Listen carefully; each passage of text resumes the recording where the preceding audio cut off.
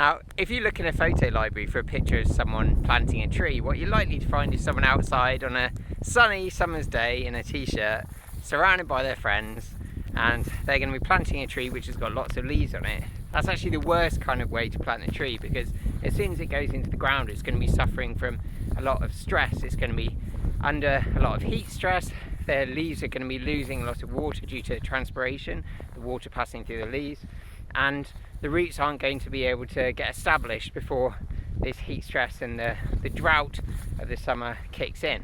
The best time to plant a tree is actually in the middle of winter, right now. Not when the ground is frozen, when the air temperature is above 0 degrees, but when the roots are barely sucking up any water, but they get a chance to get established before the growing season kicks in. Now, I've just planted this black poplar here.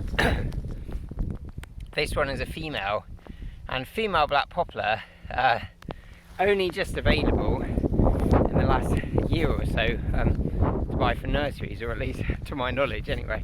It's quite exciting really, because black poplar have been wiped out across the country over the last century, and there's a concerted effort by nurseries, especially specialist nurseries, where you can buy them and plant them on rewilded land. So there's nurseries like and suppliers like Habitat Aid, where you can get these trees, you can plant them up, and it's a great way of restoring that kind of biodiversity from the ground up, because there's a lot of invertebrates, there's a lot of species which rely on these trees inside the environment. Native trees are really important as a kind of foundation for the biodiversity in our countryside, because the species which have evolved alongside them, the invertebrates, the birds, the mammals, the fungi, they rely on these species, these native species, these ones which have been around for hundreds of thousands of years in our landscape.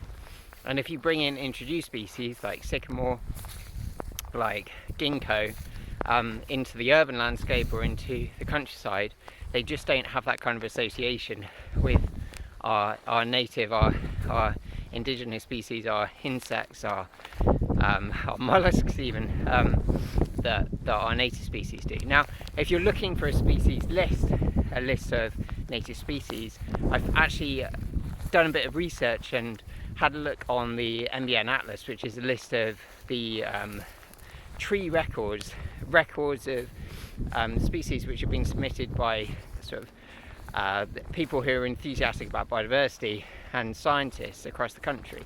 I've gone through all of the NBN Atlas and compiled lots of records of trees, and then put together a top 50 list of the top 50 most frequently submitted records for trees, so that you can see what are the top 50 most frequently recorded trees within the UK.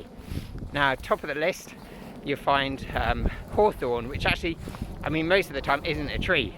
It's actually found in our hedgerows, and it's a hedgerow plant, but it can actually be grown as a tree. Second on the list you'll find ash. Now, ash is suffering from ash dieback, so that's likely to sort of go down in rank a little bit, but it's still important to have it in the landscape, because about 1 to 5% of ashes are likely to be resistant to ash dieback. So keeping them in the landscape is an important way of working out which ones of those ash are resistant and allowing them to grow up and create a new generation of resistant trees. Yeah, I'm having a great time out on the field today. I've just seen not only curlew just over the hedgerow, but lapwing flying over the field, which is the first time I've seen lapwing at all in the area, which is fantastic, because part of the reason I've created ponds in this field is that I thought they might be possibly in the area, and it would be a great way of bringing them in. So there is a way of creating sort of resurgent biodiversity in our countryside, and part of that is that individual landowners can do things on their own land. Like, you can buy up a small plot of land and you can rewild it yourself. You can apply rewilding principles on your own land, and if you want more information about how to do that, then I've created guides on my website, howtorewild.co.uk, and I'm working on a book. If you want more information about that book, it's not ready yet. There's no information yet, but you can follow along on the How to Rewild LinkedIn account, and I will be providing information as I get it. Thanks for watching, and look forward to seeing you soon.